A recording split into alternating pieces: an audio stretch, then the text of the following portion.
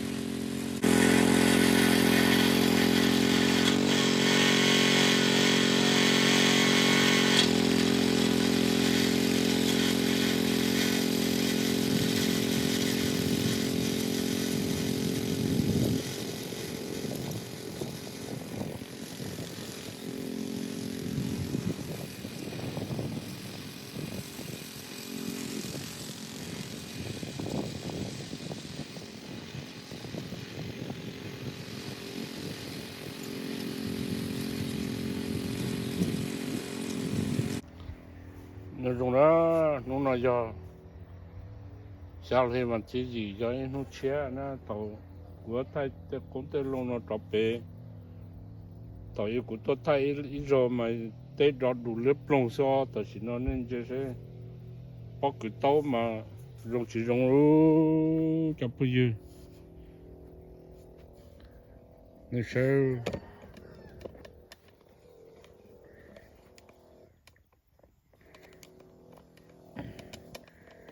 cũng thay này cho cha nó chỉ chế xíu đi lại nè chỉ cả tì đi nè nên chỉ sao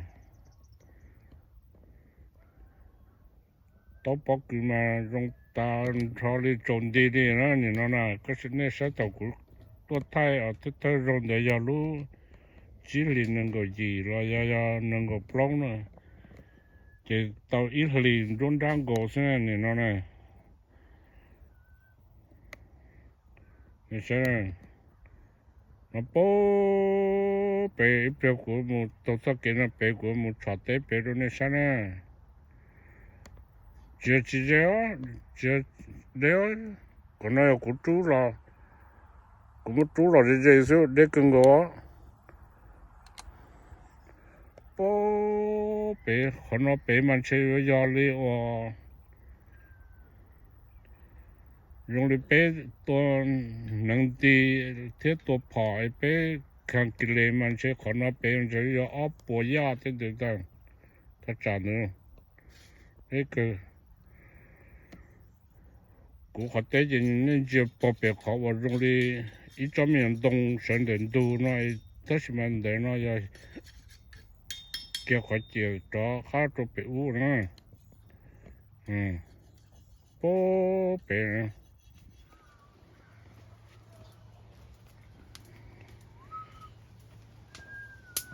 cho nó là trộn từ này sen ra trộn từ rồi ô ra chỉ tao bao rồi tôi tế chỉ là lưới đi nó sẽ chơi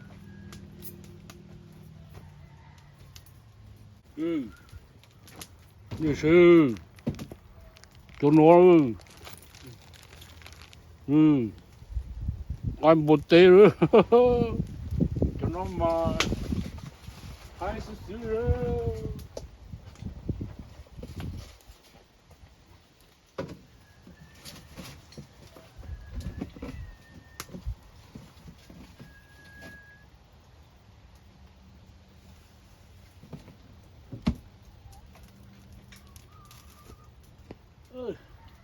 làm gì đó có chi nó có không đó hả chi chị à đi tới chỗ có chơi đi tới chỗ chỗ muốn được cái là rất là giờ này mấy giờ có không chi cái chi à có cho mà chỉ xe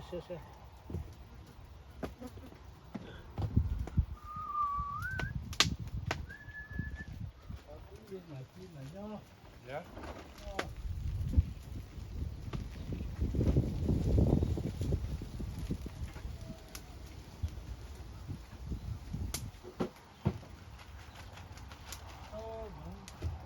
có cuộc chuyện thế đi cho cái bệnh nhá tại nên cái tao đấy mà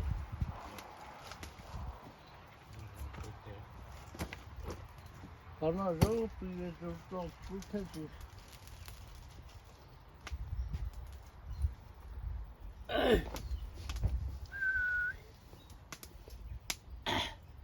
nó cho nên tao đi nghe có chuyện nó gì thế sao tao chẳng được gì thế mà nó tiêu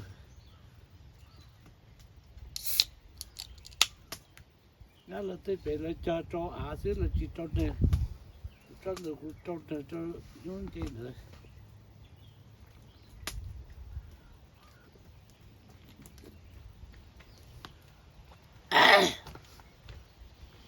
cho nên lấy cho cha xí cái bột tiêu bên mình cả thì nó mà chỉ cho nhẹ cái bột tiêu tôi tới chỉ sản ra từ từ tao đi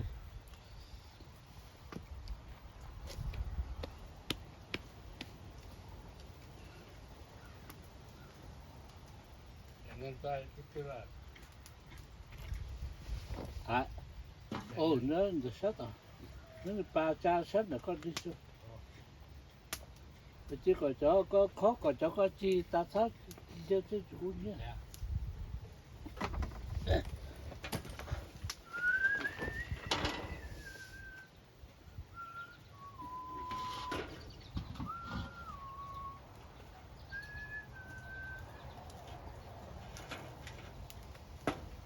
都在用了，还都全都找到了，应该呢。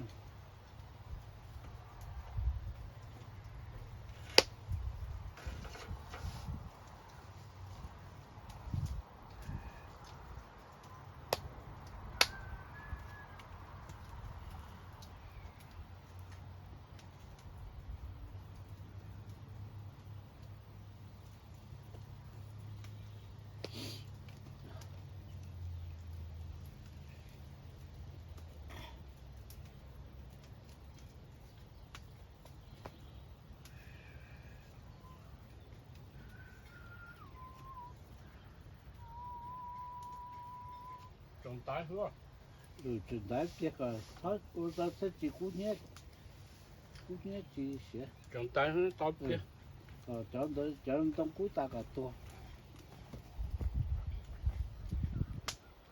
进来这姑娘。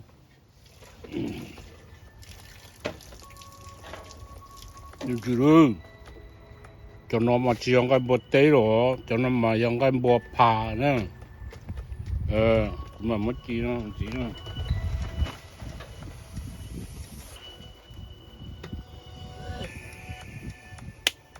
Sai ơi.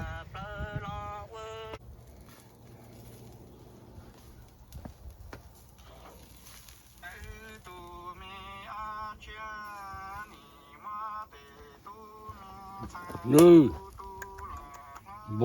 bột phà, cái bột phà, bột có xí xíu.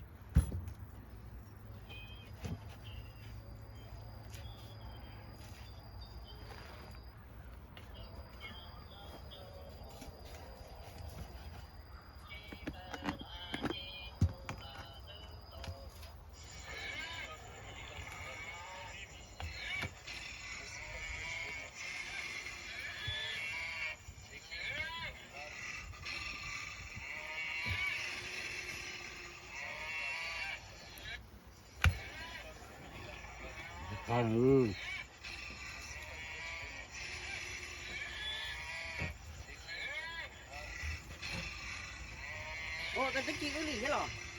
Nè, nhớ được ta.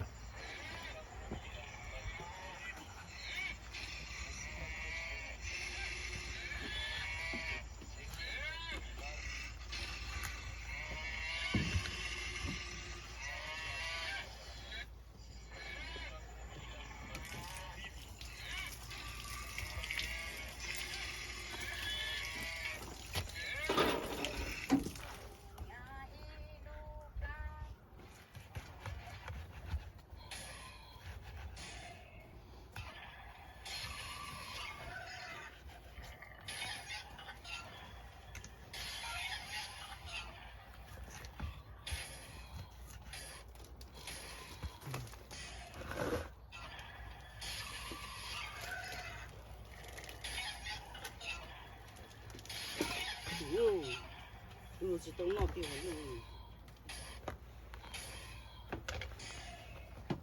Dàn đi tê thơm, ui dụ, ta trứng luôn.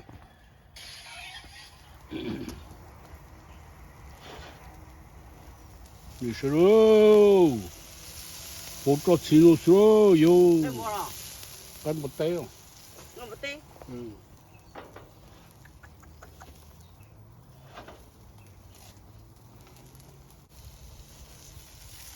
Bố cho xí nó mà trả nó mà ư.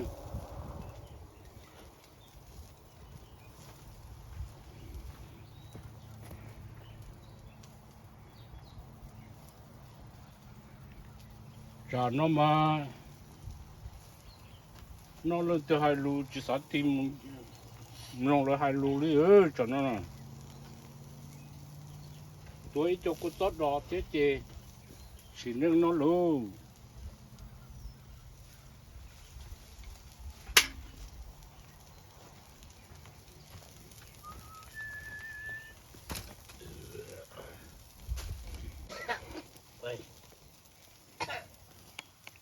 Thì này sẽ tuần để lũ tên nó xưa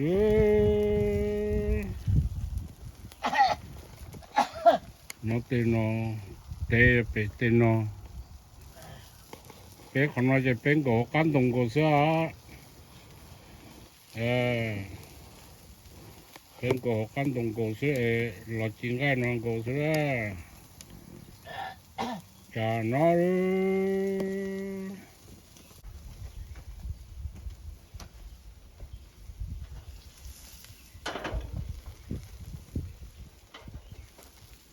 bố cho xin bố nó là sẽ đọc của gì thì của chị bé sợ nó nên tôi đọc của nó nè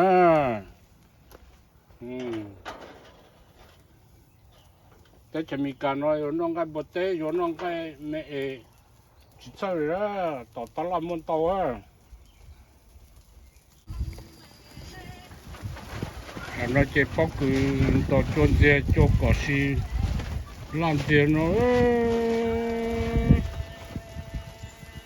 có些gì chứ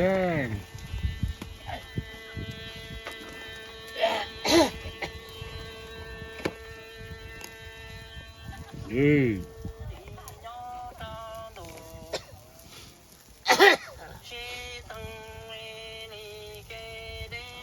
chính là tiền gì thế kì cho nó thô ha thế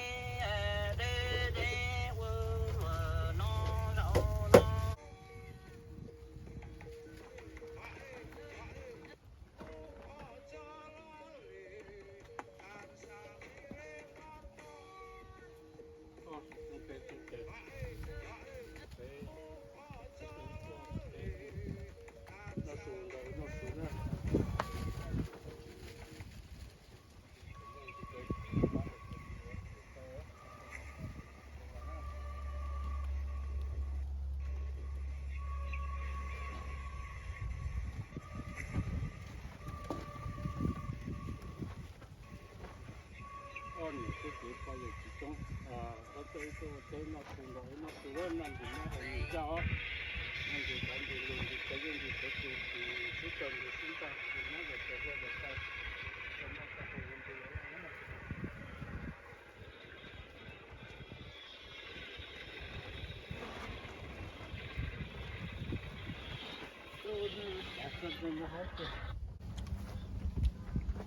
bữa trước cho các bạn chơi rồi hả Đấy nhìn rồi. Nhà con một chế.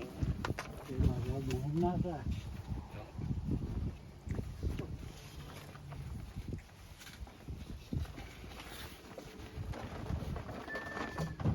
chú tham tao Nó nè.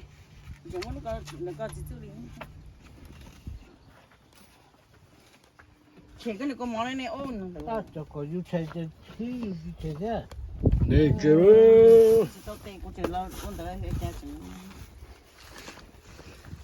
Cô có ăn gì nè?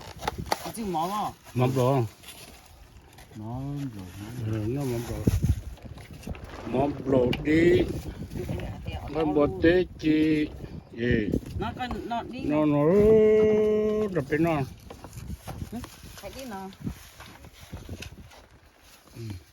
cô nó tao mắm rồi để này ai rút alo Có ai yêu chả nào đi. Chứ còn tôi muốn ra đi xa rồi. Chứ muốn chỉ tao thấy. có chân cái gì à ô nó mà mua trái tàu à suy trái nó mỏng lầu rất cút chín nè suy trái hả ta cứ bỏ trái nó đấy suy trái thì có tiền mua từ à suy bằng nhau chân nào cũng gạo trái họ tôi suy trái cũng mua ta mua ta cứ bỏ nhau vào sao có mua từ à nè cái tiêu nó nó này nó còn chạy càng nữaนี่ซื้อเงินบดติวก็ติดติวเงินบดติวจมมันหล่นช้า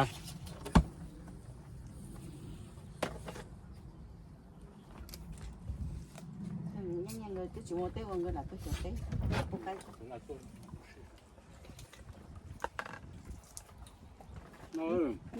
nọ đi à ก็เป็นน้อยผมน่าสนใจนะโอเคแต่นัดเลยนกตรงนี้อ่ะมันจะนัดยังแค่ตัวต่อหักษานะ có tay tôi là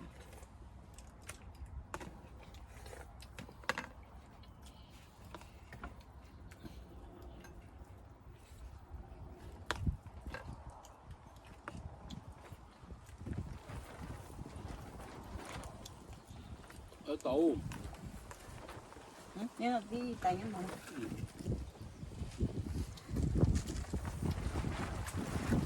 lâu lâu đi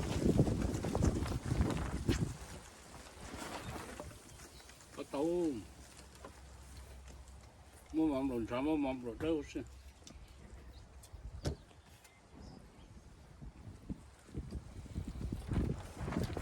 học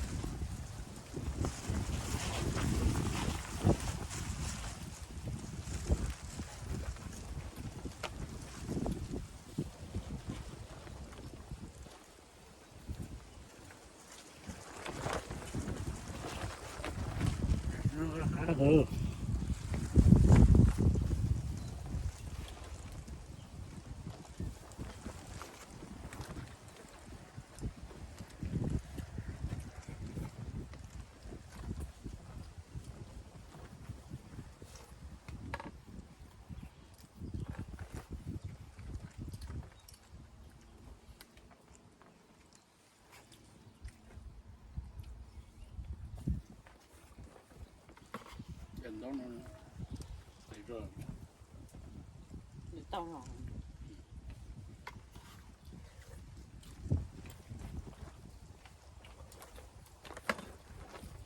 đó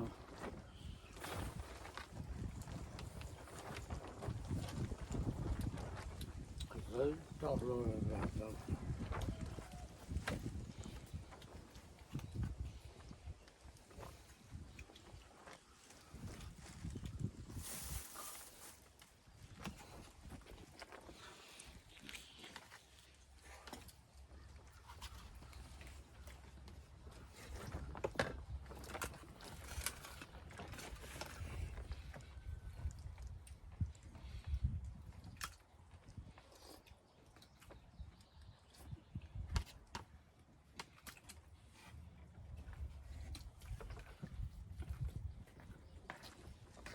nhất rồi chẳng có một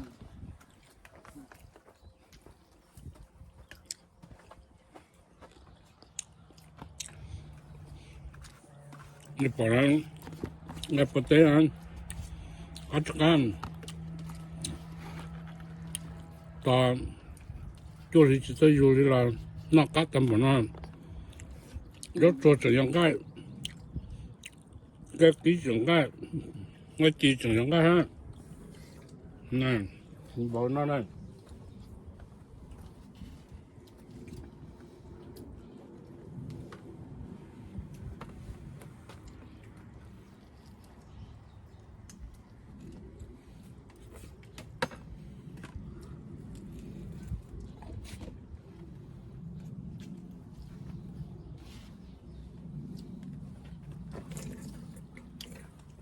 对，这星期多那个嘛，星期多我在那看，